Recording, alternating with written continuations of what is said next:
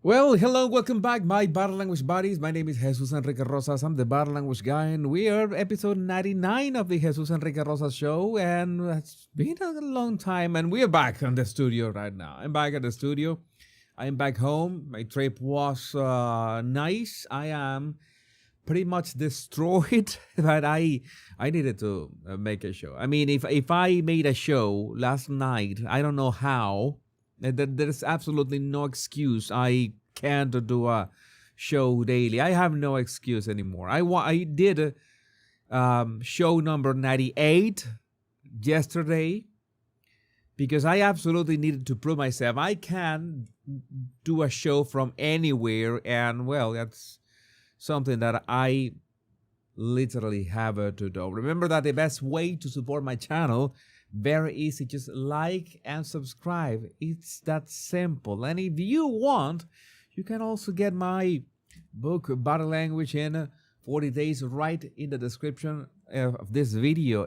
All of my knowledge about body language is in there, so make sure you grab it. And we are ready to begin. We're ready to begin with the first of today's topic, remembering Scott Adams. Rest in peace, Scott Adams. Scott Adams has passed away. And it's really tough for me. I have been a Scott Adams fan for literally 35 years. Okay, around 35 years. And this is the anecdote that I want to share with you. When I was 15 years old, I was a teenager, maybe 14, 15 years old. I remember waiting for the Sunday newspapers, cartoons insert. You got a Sunday newspapers, you have some magazines inside the newspaper. You have an insert in newspaper paper, but in color. They had many cartoons, and one of those cartoons was Dilbert in color, and I loved that back then. We also had another newspaper that had a daily Dilbert strip, but we did not buy the newspaper every day. We just bought the newspapers and on Sundays, and I just loved that. 15 years old, and I loved the humor of Dilbert. I say that this is so clever. In fact, I found most cartoons boring. Like the jokes were just stupid, and I found that I think that was my first exposure to actual, intelligent humor, and I thank Scott Adams for that. Just because it had a Dilbert strip. That's how universal Scott Adams was, even as a teenager in Venezuela. Those were translated to Spanish, by the way. I didn't know one word in English at that age. Could appreciate and enjoy his 9 to 5 humor. Could have never imagined back then the sheer influence this man would have not only in my life, but the entire world. This timeline we are in, the timeline that we are living, which is, I have to say, this is a great timeline, is in no small part thanks to him. He is the OG MAGA. He basically he basically explained the phenomenon of Trump back in 2015 and 2016, and that's basically why, one of the reasons why we have Donald Trump right now. I'm gonna share with you another of my personal anecdotes about Scott Adams. I thought for the longest time that there was something wrong with me in terms of skills and abilities. I was all over the place, always got frustrated with why can't I focus on just one thing for once. Then I stumbled upon Scott's blog entry on the talent stack. It was literally an enlightening moment for me. I realized this is how my brain functioned, stacking apparently incompatible skills and fusing them in ways that I hadn't seen anywhere before. I was interested in so many things, and I sometimes speak about so many crazy stuff, and different stuff because that's how my brain works. And I thought that there was something bad with me. Why can't I just focus on just one thing? Years later, I wrote a blog post myself about my experience developing my talent stack and how grateful I was to Mr. Adams. I always call him Mr. Adams. So many people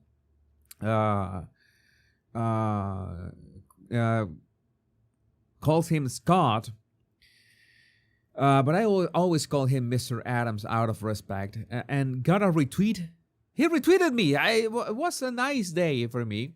And he followed me from the simultaneous sipper himself. I won bigly that day. I remember that. That was amazing. It was reading Dilbert for, I don't know, for 30 years. It was 5 years ago.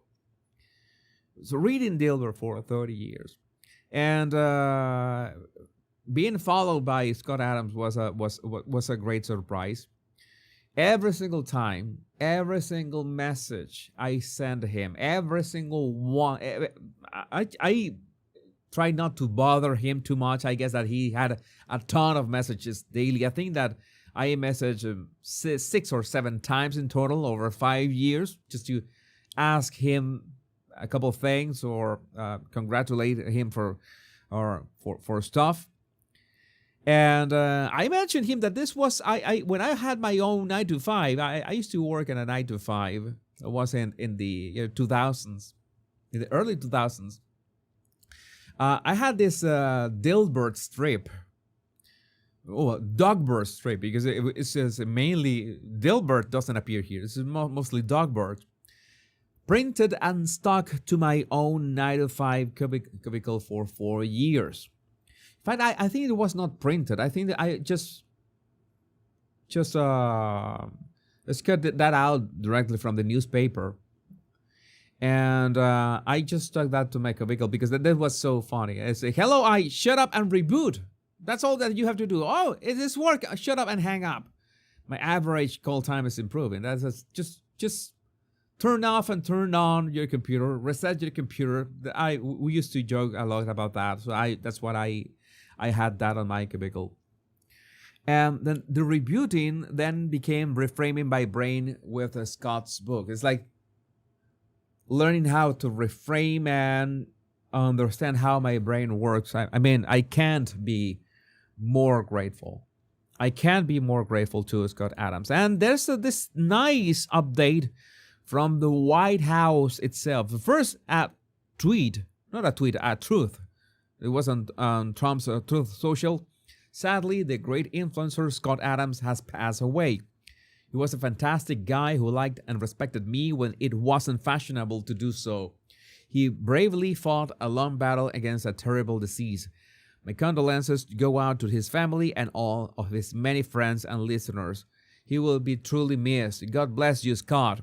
And this picture, I see that some people were saying, oh, that picture is AI. Scott Adams was never to the White House.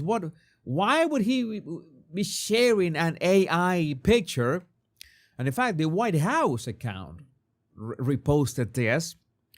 And just in case, just so we confirm this was tweeted by Scott Adams himself on August 2, 2018. This was an actual visit of Scott Adams to the White House, and he was at the Oval Office in Trump's first term.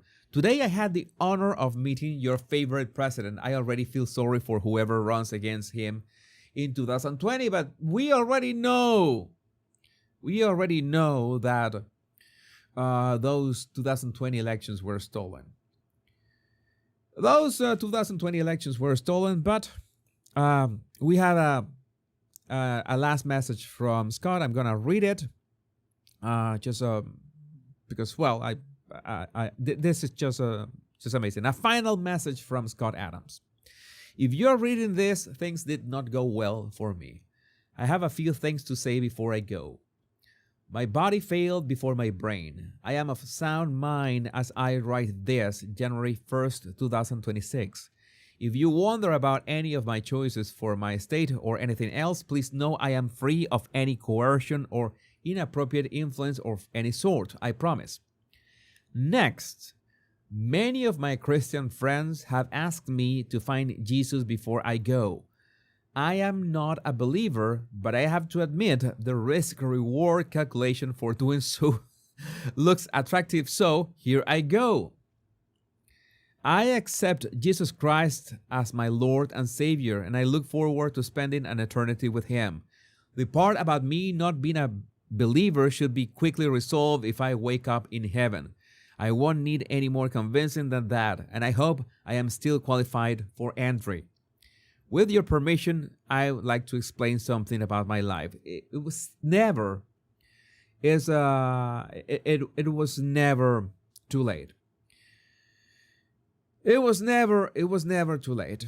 For the first part of my life, I was focused on making myself a worthy husband and parent as a way to find meaning. That worked. But marriages don't always last forever, and mine eventually ended in a highly amicable way. I'm grateful for those years and for the people I came to call my family. Once the marriage unwound, I needed a new focus, a new meaning, and so I donated myself to, quote-unquote, the world. Literally speaking the words out loud in my otherwise silent home. From that point on, I looked for ways I could add the most to people's lives one way or another. That marked the start of my evolution from Dilbert cartoonist to an author of what I hope would be useful books. And I have recommended Scott's books time and time again. By then, I believed I had amassed enough life lessons that I could start passing them on. I continued making Dilbert comics, of course. As luck would have it, I'm a good writer.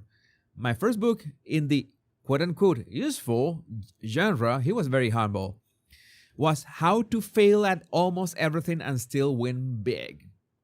That book turned out to be a huge success, often imitated and influencing a wide variety of people, including yours truly. I still hear every day how much that book changed lives. My plan to be useful was working.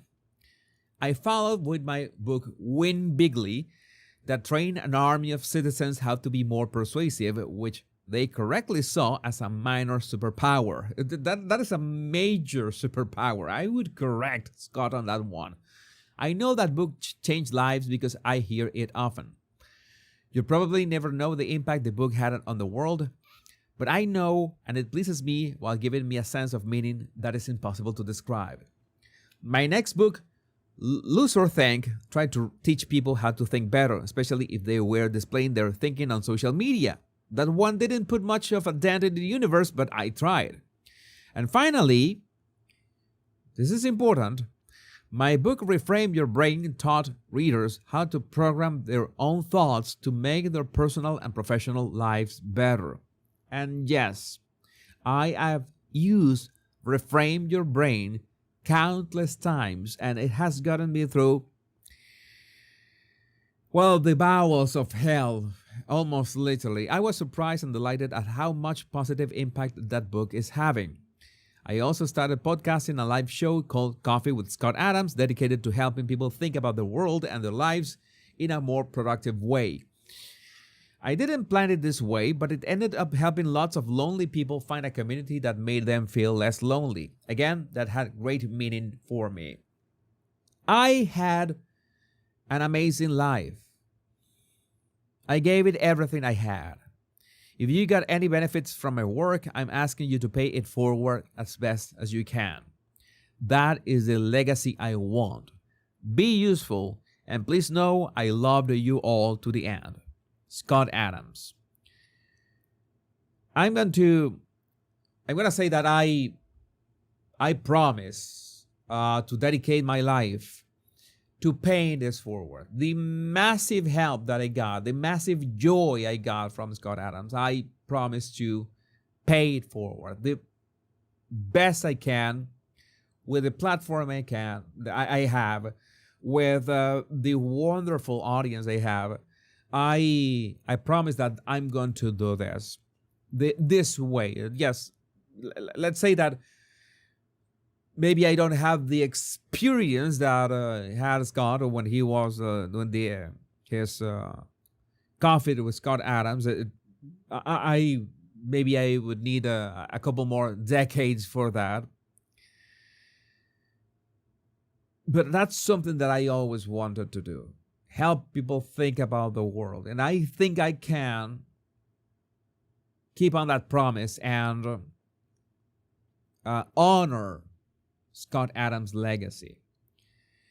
Because yeah, we all were and still are simultaneous sippers, as he used to say. Rest in peace, Scott. Thank you for all your comments. Your comments are amazing tonight.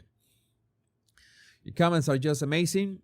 And we're ready to move on to the next topic that we need to talk about, and it's Iran. We need to talk about Iran because nobody's talking about this. I mean, we see that if you're on X, you see it everywhere, all that is happening, but this is horrific. We are talking about at least 20,000 people, 20,000 Iranians dead. The regime is using live ammunition in protesters. This is a massacre. This is beyond a massacre. This is horrific. And the only thing that I can do right now is to just point out the ways that the world is not only, well, remaining silent, but the help that could be in the way. Because these people really need help. This is the only chance they have. This is the last chance they have, because they know if they don't overthrow the regime with this attempt, many more thousands will be dead, tortured, disappeared. It will be horrific. But President Trump tells the Iranian people help is on the way. Save the names of the killers and abusers in the Khamenei regime. Help is on its way. MIGA, something is coming. Iranian patriots keep protesting, take over your institutions. So we have this video. I think that is not required, the sound. But the videos of the protests are massive. Yeah, we're talking about 20,000 dead. 20,000 dead. We don't have confirmation, but I have seen every single photo and video of body bags and dead people not on body bags that I cannot show here. But we have also this reported. Iran says that it will retaliate in the instance of U.S. strikes. And Trump says, yeah, Iran said that the last time I blew them up with their nuclear capability, which they don't have any longer, so they better behave. And we know already, we know that Trump is not playing this time around. We saw what happened in Venezuela, which more details are emerging about what happened in Venezuela, and it was just amazing. That operation was flawless. And right now, Trump is saying, well, you better behave. Let's see what, in his own words, what he's saying about the situation.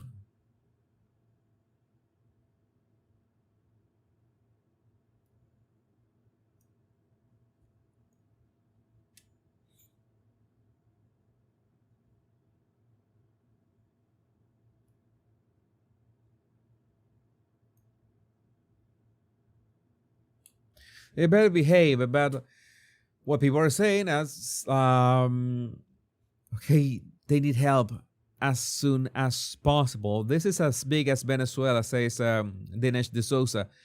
Bigger, actually. The fall of Iran would be a crushing setback for radical Islam and also for its enablers on a global left. You know that they are mainstream media like Bloomberg. I don't know if I can pull that a Bloomberg headline. Let's see.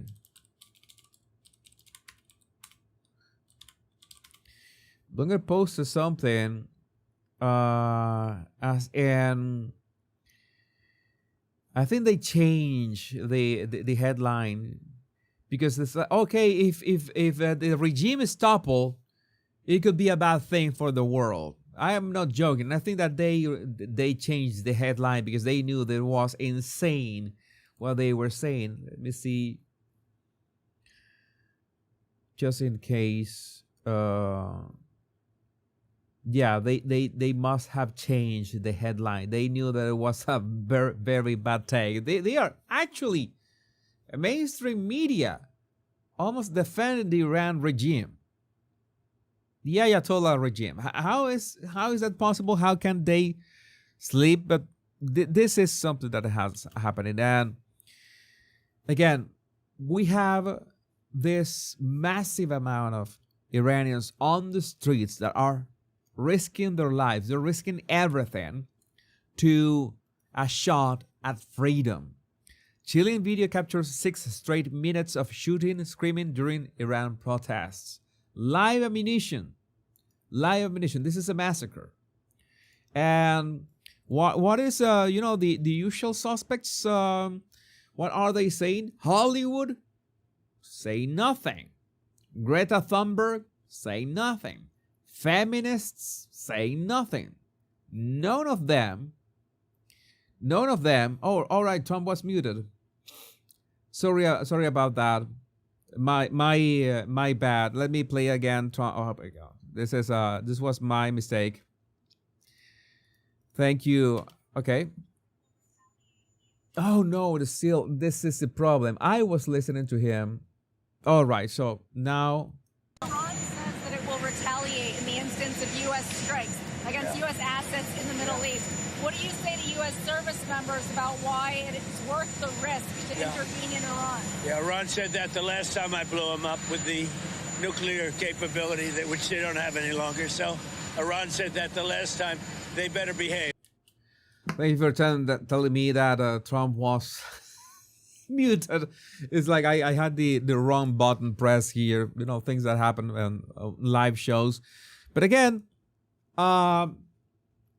these people are saying nothing. Hollywood is saying nothing. They are completely mute, pun intended, because that is not in their agenda. They're still talking about Palestine. They're still talking about be good. You know, there's the ranch liberal who was shot dead by ICE. They're still rallying behind her because I think that is a thing. That is the only thing that they can process. But nothing about Iran. This is how it works. Sorry, that might be the trip. This is how this works. Golden Globes didn't take 1 second from its million-hour broadcast to mention Iranians risking their lives for freedom. A room full of actors couldn't even feign a performance of compassion. Compare Hollywood's silence on Iran to its gobbledygook on Palestine. That is the thing that is happening. I'm going to give you some more details about what is happening in Iran. I don't think people realize how brave the Iranians are. Every single one of them who took to the streets and decided to rise up against the Islamic regime knows that if they fail to overthrow it, they will be arrested, tortured, and executed. That is concerning and terrifying. And I want to mention this post by MTS Mahmoud. The Iranian Revolution is easily the biggest story in the world right now, even if the legacy media's reporting on it remains tepid or regime-friendly. The media is either not saying anything or siding with the Ayatollah. The only way to have a clearer picture is to see what is happening here on X. Around almost 2 million Iranians are in the streets fighting tonight. The revolution has spread to 500 locations, 180 cities, and all 31 provinces. The regime shut down the internet, switched off the electricity, and sent its security forces onto the streets to attack protesters with live fire. If you are asking, how are they getting the images out, is because Elon Musk is helping with Starlink. He opened Starlink even if the regime is also seizing and destroying Starlink's every Starlink modem that they can get their hands on. Tonight, hundreds of thousands are out on the streets of Tehran again, waving their phones in the darkness to show the world they are still there. Severe clashes are taking place in Iran's second largest city. All non-Iranian airlines have canceled all flights to and from Iran. The Trump administration has held initial discussions on potential strikes. A rebel tech group is using Elon's satellites to outsmart Iran's internet shutdowns. For 2 years, they have worked with local activists to beam protest footage out and smuggle real news back in. The effort is holding strong with a 90% connection success rate. The Islamic regime security forces shut down the internet yesterday to carry out a massacre. They hoped the world wouldn't see it. Iran International reports that even the most conservative estimates indicate at least 2,000 anti-regime protesters have been killed by the Islamic security forces over the past 48 hours. In some instances, I was reading some reports that the bodies, if you have a family member who was killed and the body is being retained by the regime even is asking for a ransom of up to $20,000. $20,000 to release the body of your loved one. Yeah, this is the level of demons that we are talking about. This is horrific. This is horrific. In Iran, hundreds of mosques have been burned down, and the declaration the people are done with Islam. Massive military buildup in the Middle East. U.S. strikes on Iran look to be imminent. This is about to happen. This must be about to happen because I have no idea which other way there's way too many people dying, and this shouldn't be happening. This should not be happening. My question, as always, is with everything that's about the United Nations and all these treaties and all this civilization, how can the world just stand just like that? Like, look the other way? I mean, I have spoken about Venezuela. Venezuela has its own problems right now, but this is far more urgent. This is more urgent than anything that is happening in the world right now. But since it doesn't fit the globalist narrative, it's being silenced. Now, I have to mention that some figures from the Democratic Party are bringing awareness to this.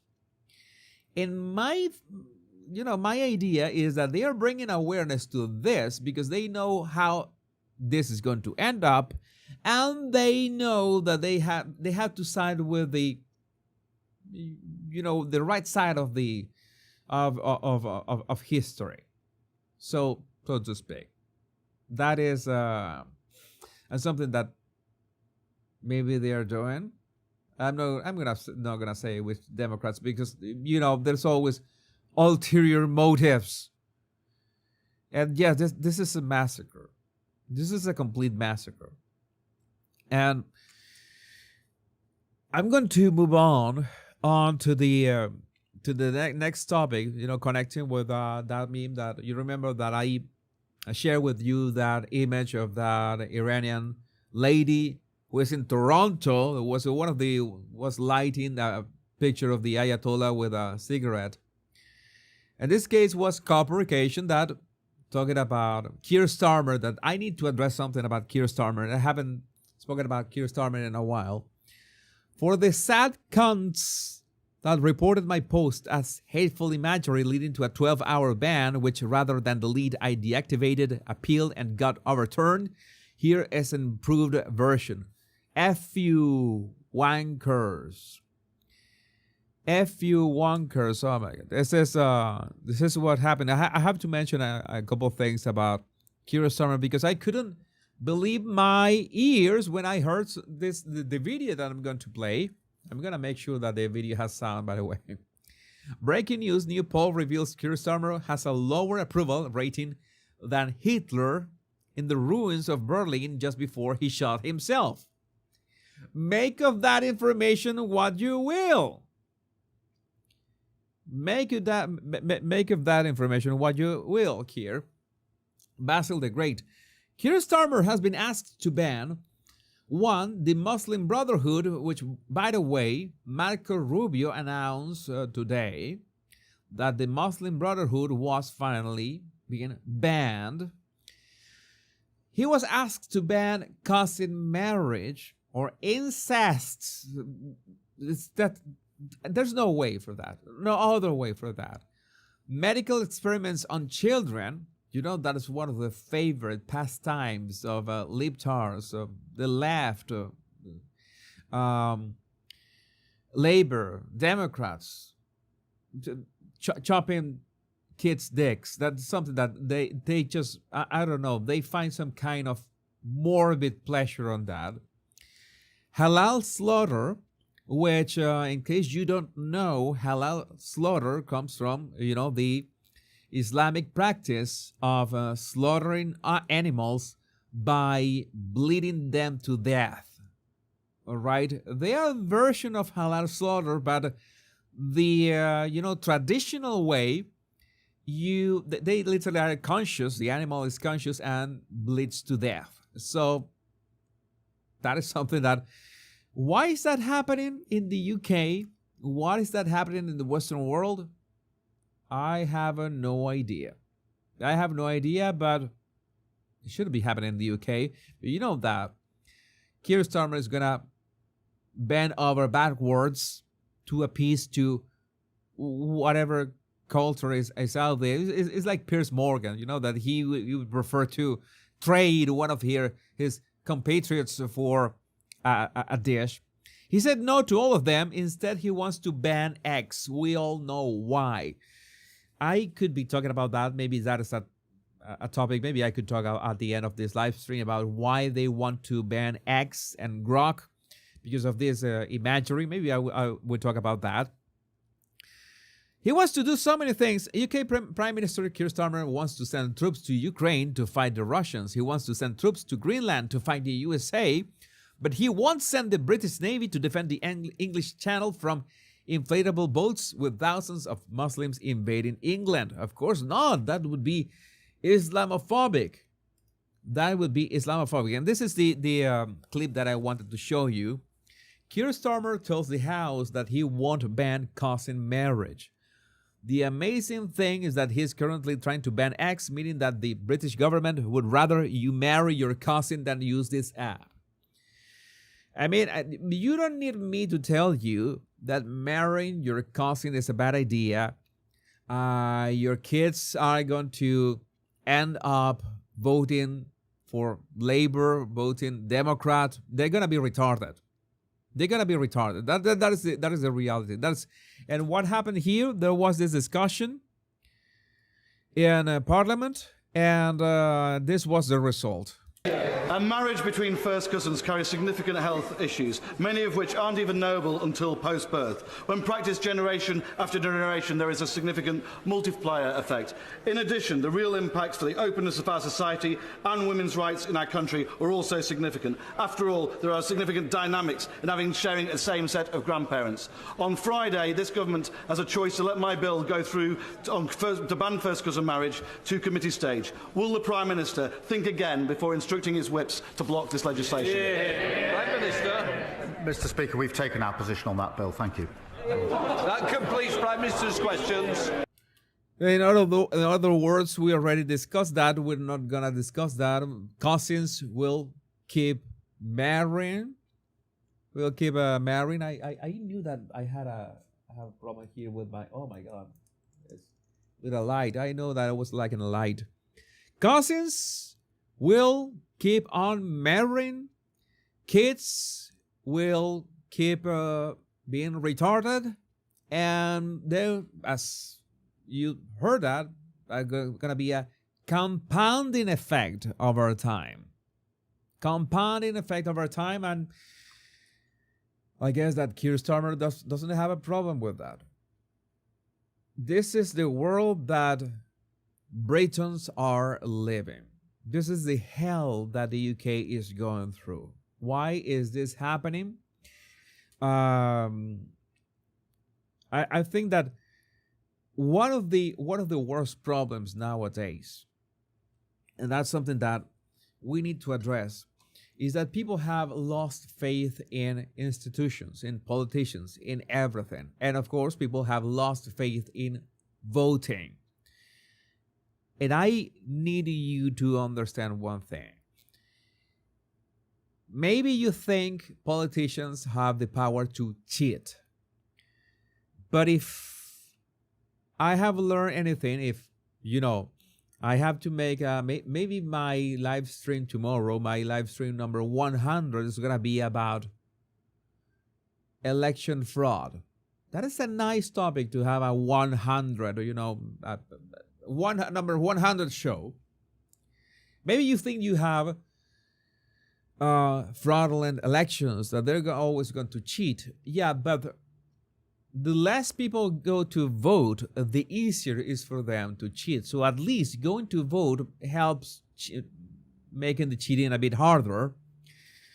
Unless you're in Venezuela. If you're in Venezuela, you're pretty F up because they have perfected the process of stealing elections to a point that it was not worth it anymore. I could understand people not wanting to vote, but if you are in the United States, in any state, any state, if you're in the UK, if you're in any country, voting should be the first line of defense. Should be out of the question. You should vote, because please remember the regret that I have not voting against Hugo Chavez back in 1998. I still have regrets because of that. I still have what would have happened if I had voted. Maybe one vote wouldn't have done any difference. My vote wouldn't have done any difference, but I don't feel any better with that, because I guess that millions of Venezuelans thought the same, and we paid the price. We paid a very hefty price for that. So my advice, my heartfelt advice, is that no matter how much you think they're going to cheat, make sure you vote. And before you vote, make sure you are registered, and make sure that the records of where you're going to vote and all the things before voting is correct and up to date. Very important for my American friends. 2026 in November, the midterms are going to be critical. This is important. I know there's a filibuster that we don't like in the United States Senate. I'm going to talk about that in another show. Let me recover a bit from the trip. I'm going to be talking about the Senate. And but it's the only way. It's the only way. I'll say a couple of more things about the wonker. Imagine having a leader who boasts about how many people he has arrested for social media posts. That is exactly what Keir Starmer did. Disgrace of a man. 400 people now have been arrested. 100 have been charged, some in relation to online activity, and a number of them are already in court. And I'm now expecting substantive sentencing before the end of this week. That should send a very powerful message to anybody involved, either directly or indirectly. And well, the top 5 European leaders with the lowest approval ratings ever recorded, according to Daily Romania. Emmanuel Macron, 11%. Keir Starmer, 11%. I wouldn't be surprised of these numbers. Maybe I don't know what is happening in France, but I do know what is happening in the UK. I do know what is happening in the UK, and I'm not surprised. I'm surprised that 11% sounds a lot. It should be at least one digit, I don't know, 5 to 6%, something like that. That would make much more sense. But I don't know how long for the next general elections it will be absolutely too far away. But let's try to address a couple more topics.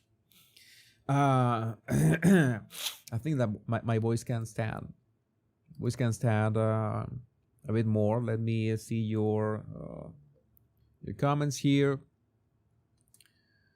See your comments while I check my mentions on X.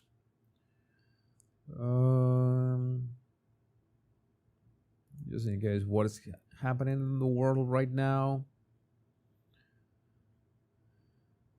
And we can continue. We can continue with two lighter topics. A topic I want to mention here with the Duchess of Monteshit show. Let's talk about the Duchess. Let's talk about the Duchess of Monteshit show and an announcement that she made yesterday. Save the date and some kind of bookmark on a book. And I really thought it was her cookbook of absolutely basic recipes that you can ask ChatGPT and you will have a step-by-step more thorough and better crafted than anything that can come from the Sausage Duchess. But in this case, it was not a book. It was actually the bookmark, a leather bookmark for the nice price of $18. $18 for this. And you know how it is. Oh, she offered this on her site, and it was sold out in 5 minutes. I don't believe that. I don't. I have trust issues. I have trust issues with Meghan. No. I don't think this was like this. Royal News Network has a point. Meghan Markle's creative bankruptcy really does know no bounds.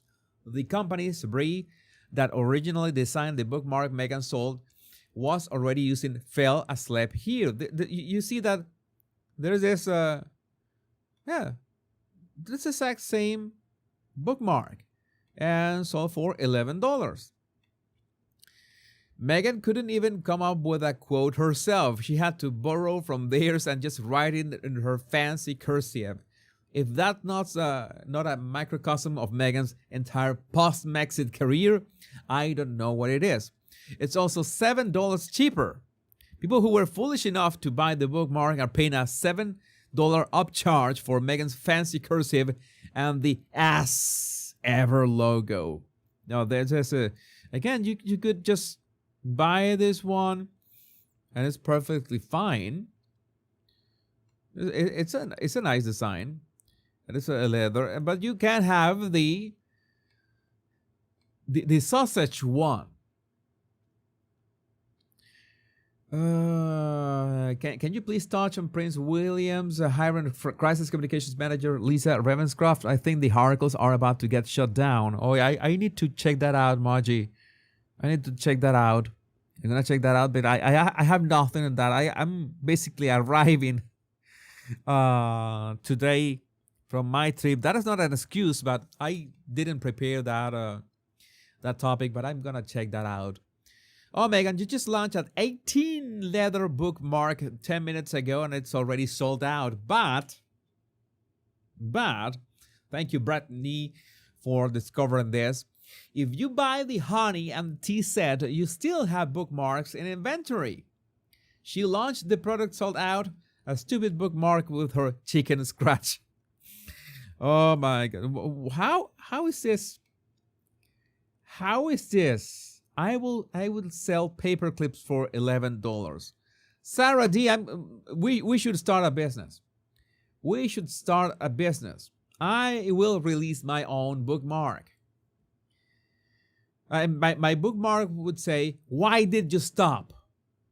Why did you stop? Keep reading. Imagine listing a million products says think beautiful on your trademark application, but you decide to release a bookmark, basically the only item you didn't include. What a novice. You remember that wall of text of all the things that Megan was making sure her trademark was going to protect in case somebody copied her? Who's gonna? She's the one. She's the one who copied the design. Yeah, and the quote. She is the one who copied that. Fiona Natasha Sims. Megan's got a new bookmark out and the mail isn't going to take that line down. A moment to unwind set. Unwind, right? Or unwind. Oh my God, it's wind. J.E. is gonna kill me. J.E. has told me. J.E. May has told me the difference between both of them. I think wind is a wind, right? Like Ride the Wind, the mysterious song. And wind is when you're unwinding, right? So this should be a moment to unwind set. Oh my God, English makes no sense.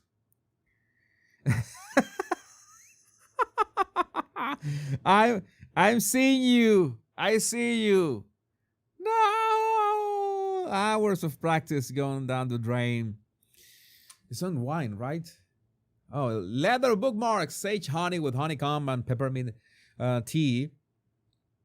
So it's oh my God, it's whatever. You understood that. That's why I put that on the screen. You read it.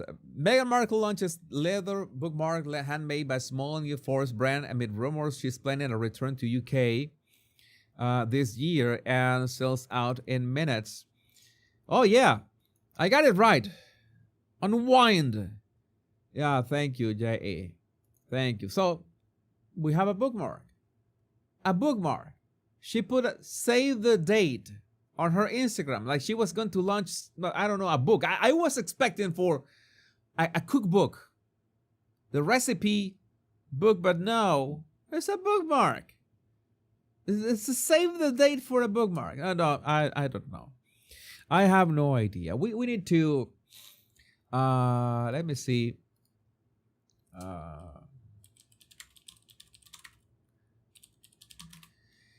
We need to address another topic.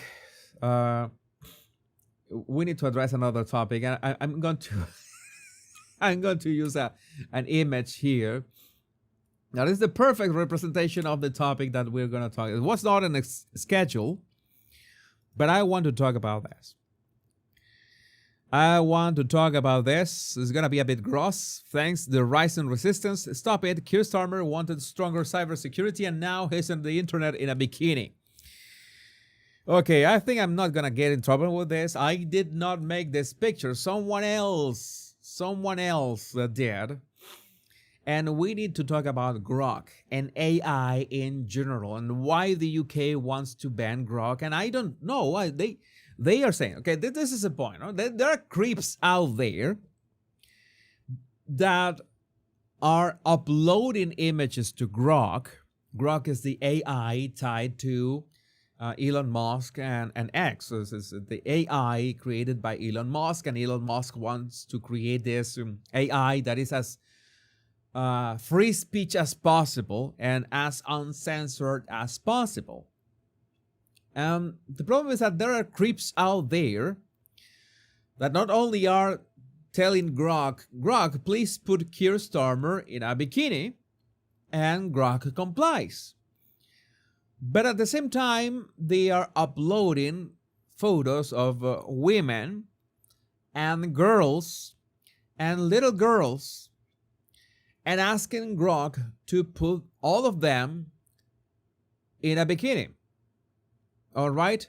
For example, CW is asking, why not, but not ChatGPT? There's one thing. I have not heard about that. But I know that OpenAI, the makers of ChatGPT, have a very strong guardrails when it comes to generating images. It's like Google Gemini, which is Google's image generator also have strong guardrails when it comes to image generation.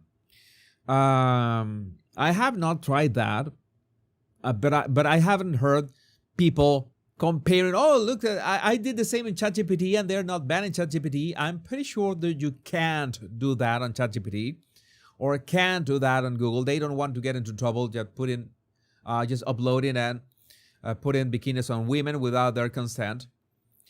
But you absolutely can do that on Grok, and that is a problem. There's a lot I could talk about AI, especially Grok. There's a lot of stuff that you can do with Grok. And for a second, let me try to explain a bit how this works. How can an AI generate an image of a woman who is fully dressed and then generates the same woman but in a bikini? The most important thing is that you feed the AI with all sorts of images and all sorts of videos. The issue is that a lot of the images that you're going to find on the internet and you're going to feed the AI with those are, let's say, suggestive for the most part, if not pornographic in the far extreme of the thing. And yes, in terms of a video, if we think about the content out there in the internet, pornography is around 16% of all the content on the internet. This is something that is hard to wrap our heads around, but imagine that. You have all the internet, all the content, all the images, all the videos, and pornography is 16% of all that content. Now, this is something that is the really dangerous part. When these companies train these models, and we're talking about Grok, XAI's artificial intelligence, they use all sorts of videos.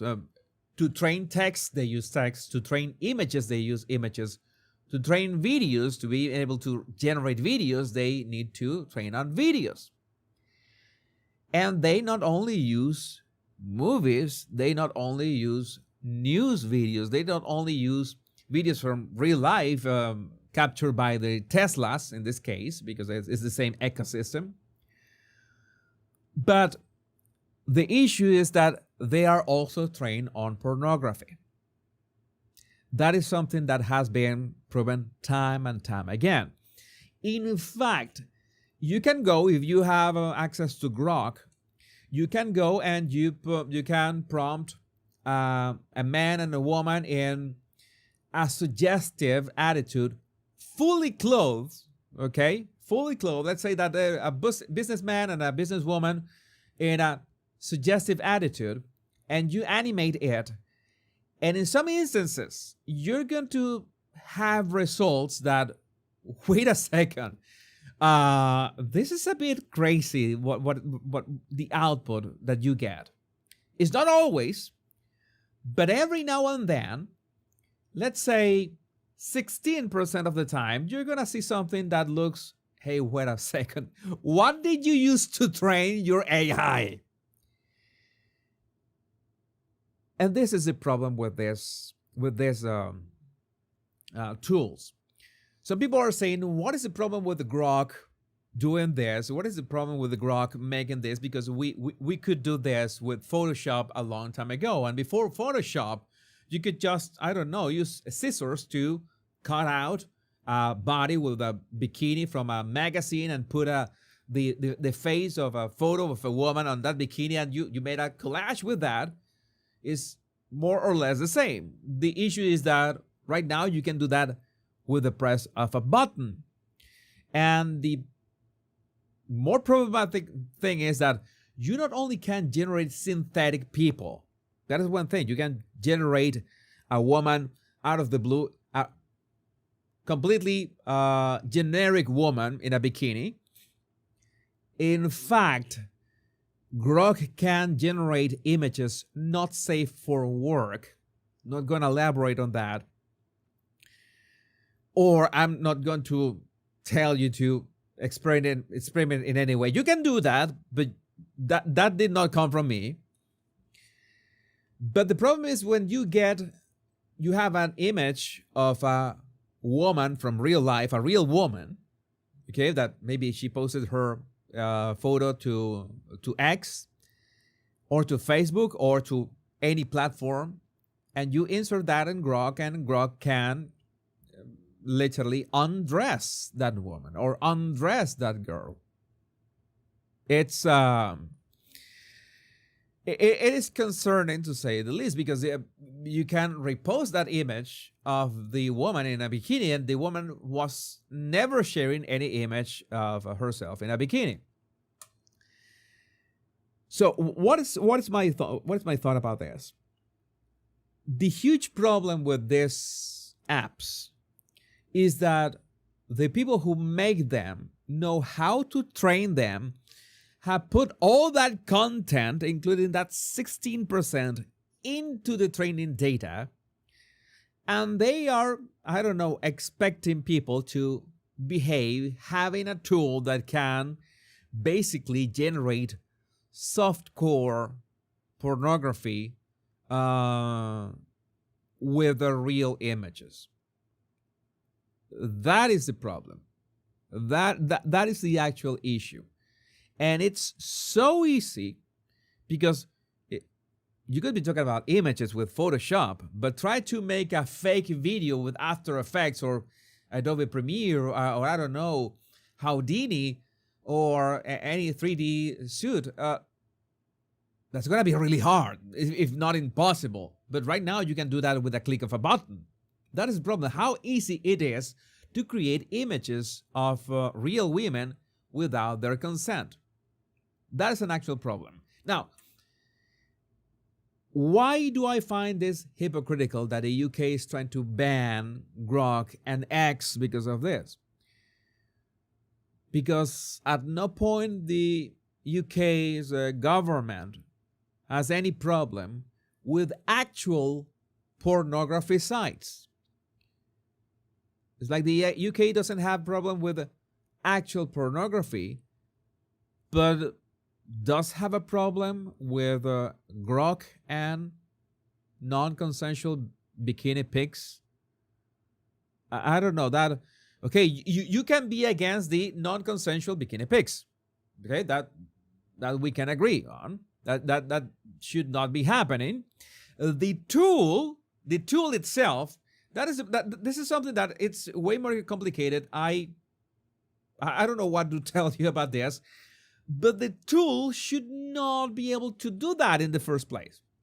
All right, it turns out that it can do that in the first place, and that's why we have Keir Starmer in a bikini. But we can also have, so many of you are ladies, some of you of my body language bodies are ladies. Any of you can be in the same situation as this, and that shouldn't be happening.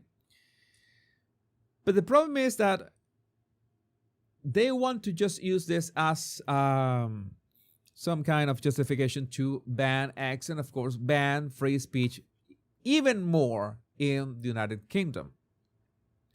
I mean, this has so many branches. This has so many ethical implications. Oh, we should be able to do with the tool anything that we want. But at the same time, Elon Musk already stated, and he was very clear about this more than 2 times, that if anyone uses Grok to generate illegal images, they will be prosecuted. They will be exposed or denounced to authorities in any way. Okay, that is nice. My question is, again, ChatGPT has guardrails that prevents this. Google Gemini has guardrails that prevents this. I think that Midjourney, I never use. I'm still the baron of Midjourney. I call myself that, but I haven't used Midjourney like in 2 years. Midjourney has strong guardrails about that as well. I mean, uploading a picture and modifying the picture, there are some modifications that you can do, but Grok is very, very, let's say, lenient and very accommodating in the topics that can generate. That begs the question, why don't just nerf Grok's ability to do that with women? I don't know. But yeah, Elon Musk said that if you generate illegal images, you will be your ass will be handed over to authorities. There's another thing. There needs to be laws to regulate AI. The problem is, Brigante Way, you have a point. The problem is that how do you regulate something that nobody really knows how does it work? And when I tell you that nobody really knows how does it work, is that the people who make it, to some extent, they don't know how this works. That's why I told you at some point that it's so important to be able to understand how people are prompting and what result are they getting, and if they like the results.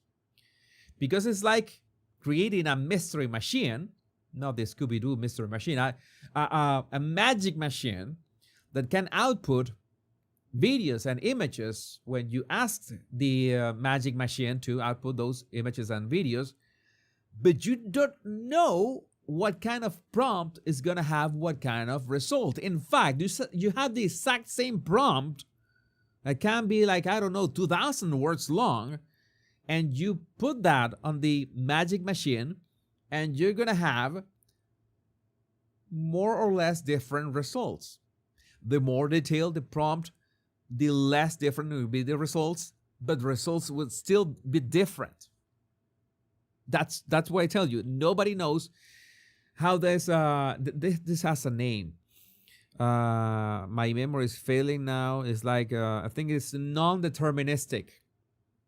These machines are non-deterministic. They are, this is the last remark I'm going to do before we wrap up today's show.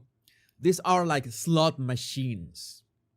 You prompt, you pull the lever of the slot machine, and an image is generated, a video is generated, but you don't have control over that. So how do you regulate something that you don't know exactly how that works?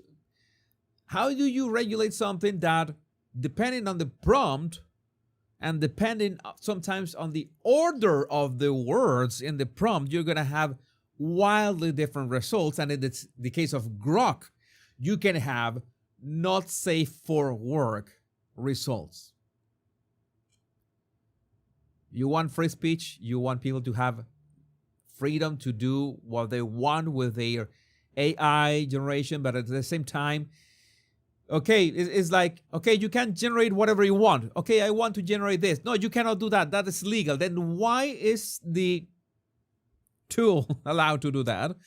But then you might ask, okay, somebody can sell you an SUV. All right. Someone can sell you an SUV, and maybe you can use the SUV to block a street. And at no point the SUV can have any guardrails to avoid that. Or the SUV maker can prevent you from using the SUV in a reckless way. You are literally free to use the SUV that you pay for in the most reckless way that you want. But you should be held accountable for the outcome of that reckless behavior, don't you think? I think that could be a good analogy. I'm just making this on the fly. I'm thinking about this.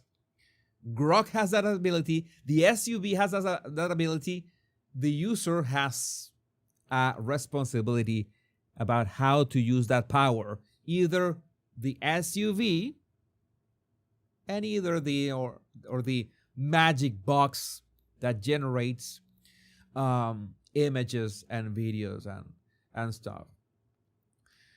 So I think that that's the thing that we are dealing with very crazy questions nowadays. let's see how are we going to address all this. I'm gonna read your super chats. And Kara D, God bless the brave Iranians fighting for freedom. Thank you, Kara, for this. Drubaldo, Lauren the Insider has some very interesting recent videos on Harry, Invictus, etc. Should check her out. Great insight with 20 years PR experience. Let me see, where's my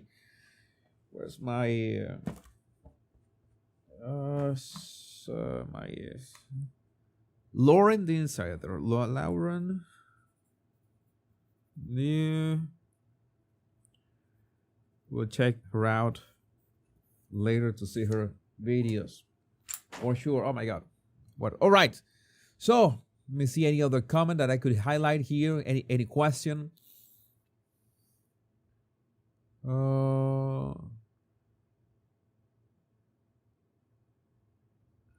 I suggest there should be some type of watermark showing AI developed. Grok has a watermark. Sora has a watermark. But there are tons of tools out there that can remove a watermark. And there are tons of ways that you can basically remove all the metadata and all the everything from a video or image and not being able to tell if it was AI generated. Meaning anything uploaded to AI goes into the public database for all others to access, more or less. I don't know how they control this, but this is true. If you upload, that's why I think I warned you at some point about this.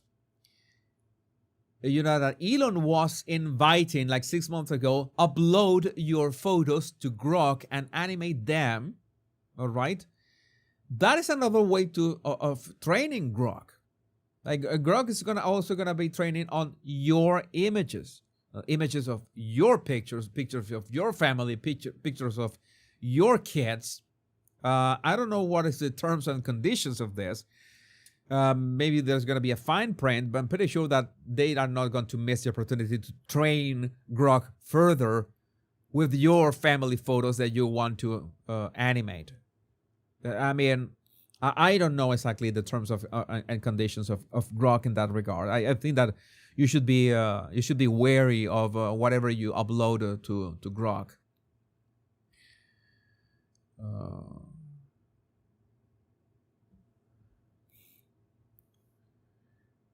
Don't allow the key phrases with children, babies, etc. This should be for granted. This is like gore.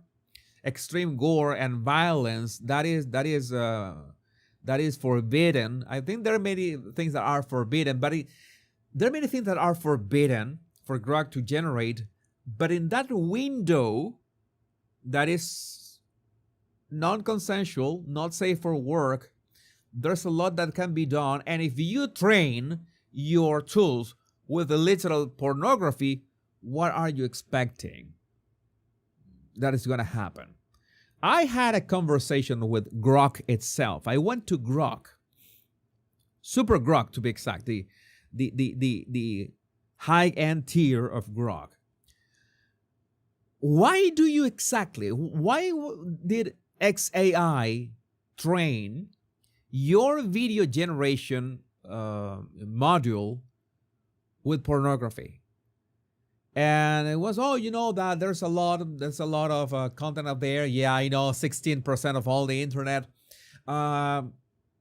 We want to make realistic humans, and that data set of humans, doing the horizontal mambo, apparently, among other things, that would be the lamest of things.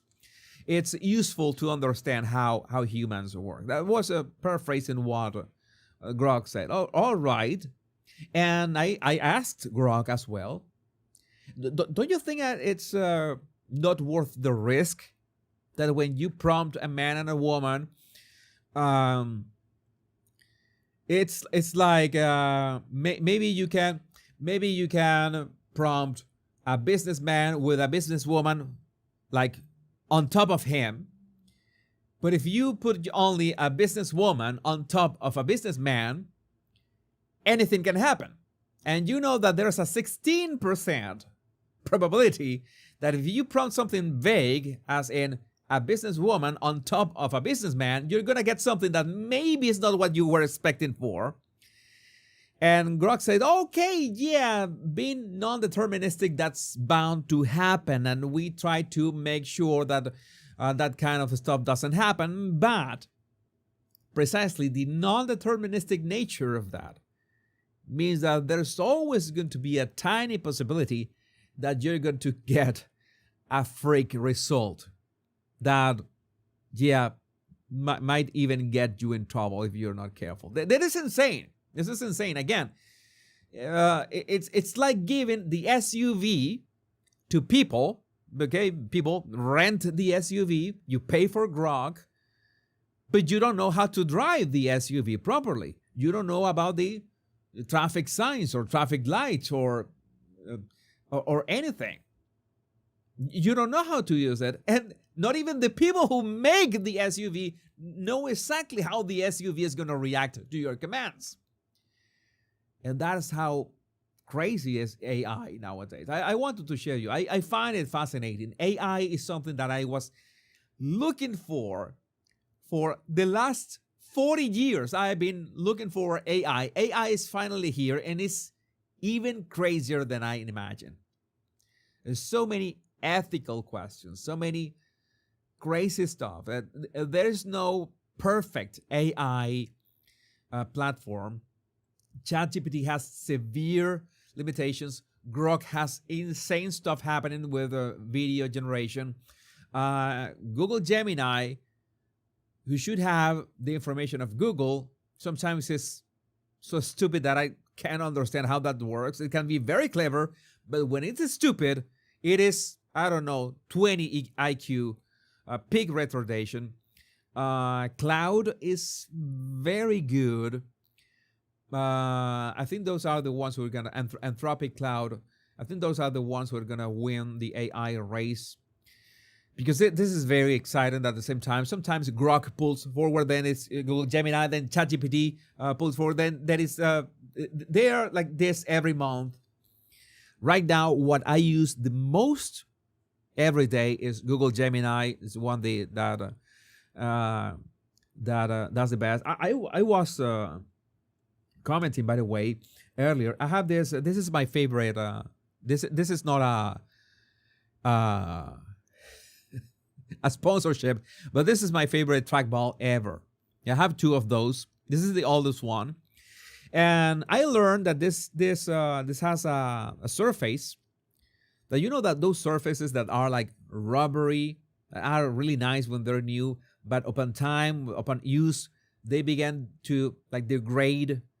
Degrading this rubbery surface that it's like they don't work anymore.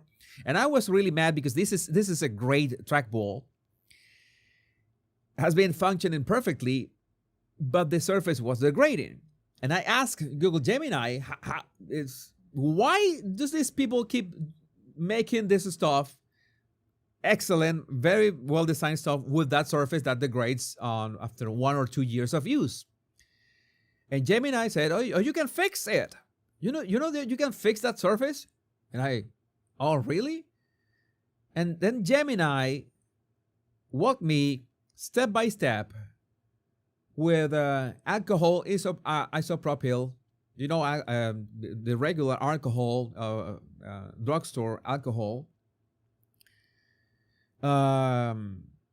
silicone-based treadmill lubricant, and baby powder, in that order, and gave me instructions to basically do a restoration of this. And yeah, it is restored. It's not rubbery anymore. It worked.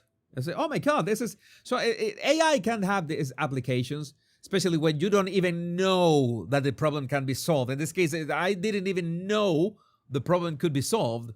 And the AI, I can solve that for you. Just follow these instructions with the things you have at home. And it was amazing to do and to Robin Alcohol. Thank you for this. That is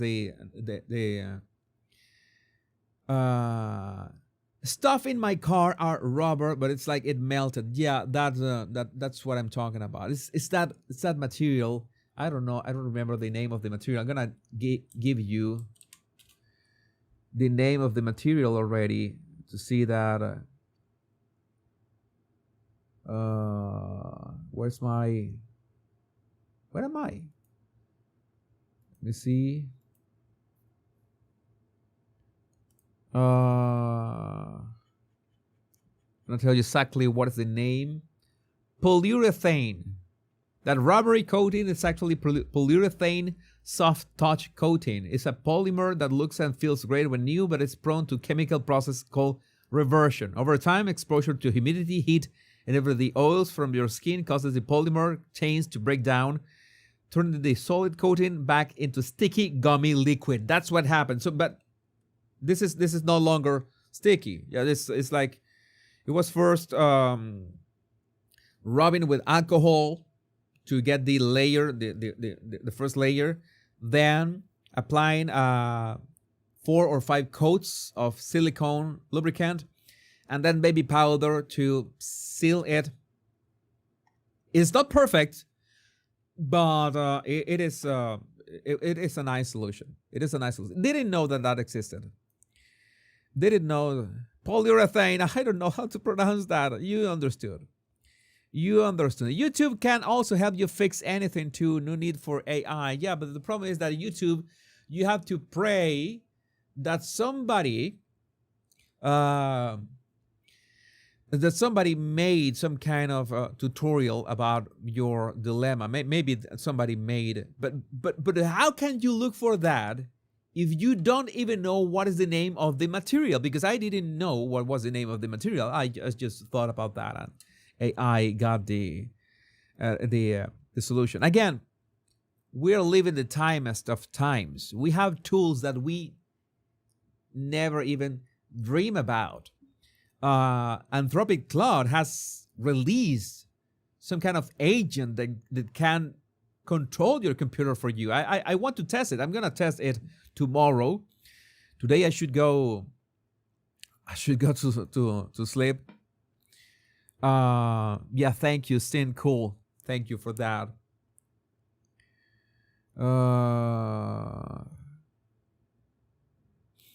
Maybe I could come up with a great business. Oh, Sharon Lee, I am not the best. I certainly I'm not a businessman.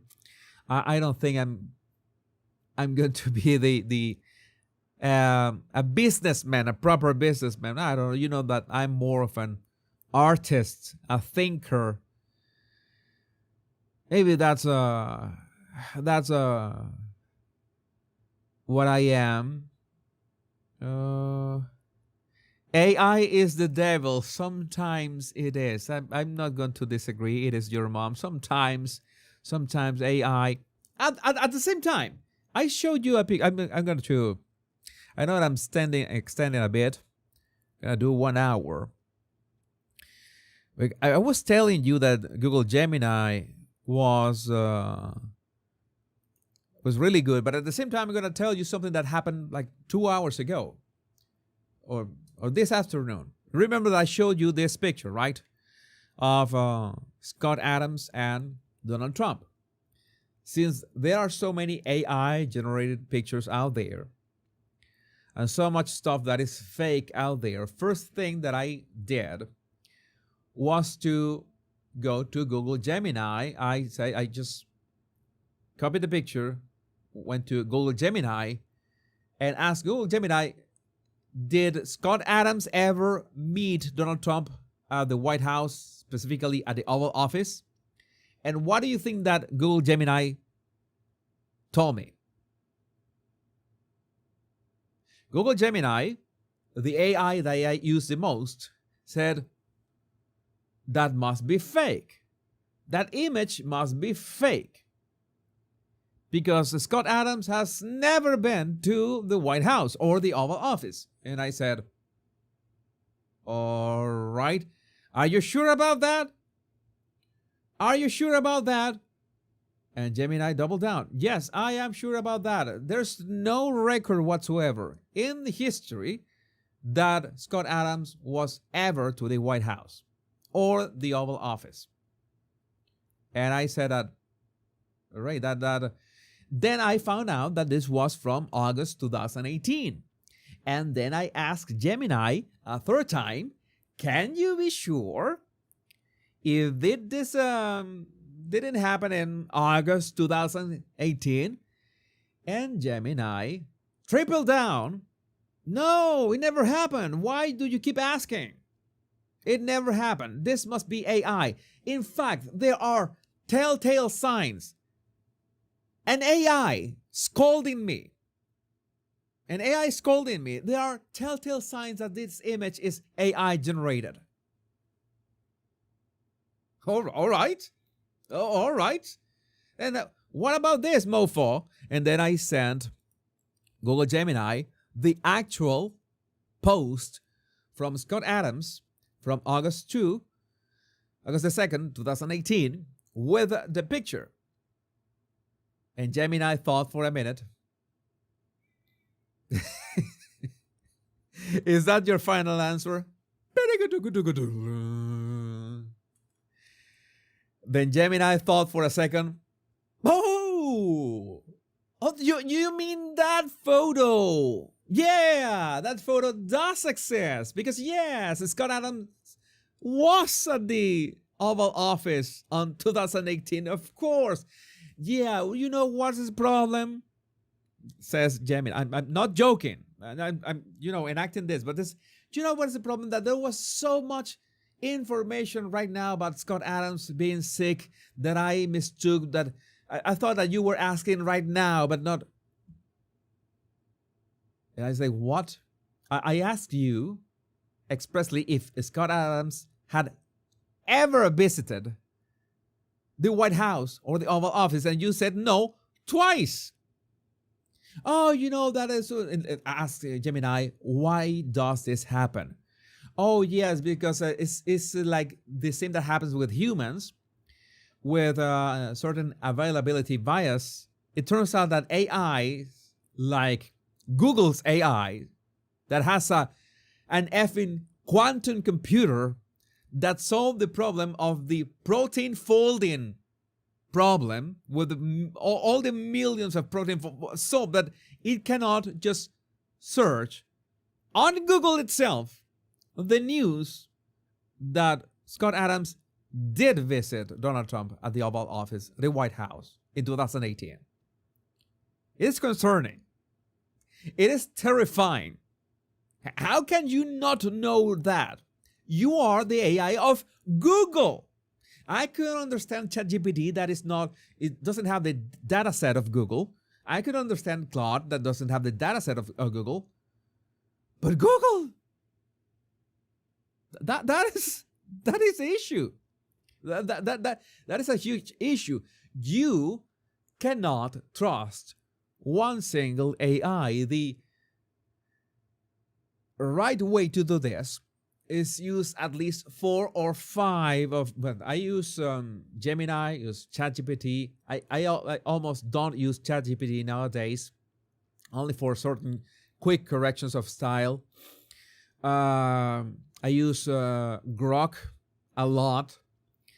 I use. I want to use Claude more in terms of programming capabilities. Those are the 4 that I use. I think those are the 4 applications that I use on my phone in terms of AI. Yeah, basically it's those. Those are the 4.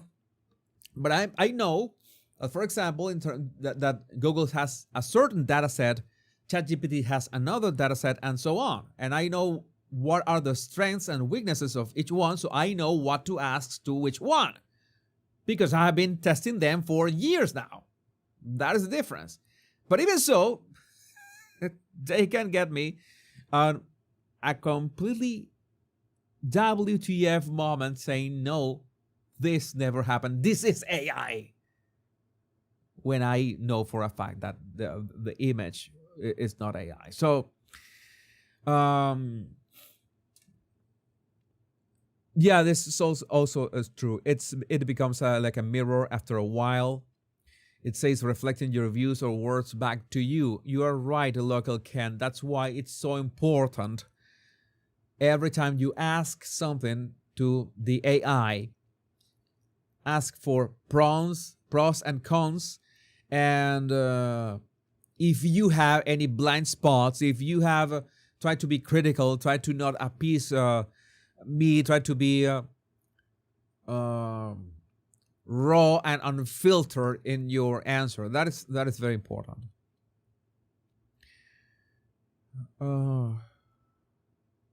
Let's see. LOL, I have had so many headaches using AI, I hardly use it anymore. Yeah, sadly, you need to know. The idea is that you need to know what is the task you need to develop, and sometimes the same task applied to the same data set in the appropriate AI will change depending on your prompt to make things worse. I'm not going to bother to bore you more with that, but this is fascinating. I find this fascinating. I find it fascinating experimenting with this. I find it fascinating when it works. It worked with my trackball. I'm not gonna lie, it was very useful. But in other instances, it completely misses the mark. How do you know when it's one or the other? You have to verify for yourself. But that's why we have a brain, we have a gray matter, we have a soul, we have a divine energy that's pumping in our chests and makes us special and unique and unpredictable and loving and crazy and everything and marvelous and amazing. We are human beings. And nothing will ever replace the ingenuity of human beings. But I would like to know what you think about this in the comments when we finish. My body language buddies, my name is Jesus Enrique Rosas. I'm the body language guy. Until we meet on another video, maybe tomorrow, and the show number 100, I will be most likely, if nothing comes up, nothing crazy comes up till today, maybe I will make that Smartmatic Dominion election stealing worldwide show number 100 for that one. Remember the most important words: much love and bliss. Take care. Be safe. I love every single one of you. Bye-bye.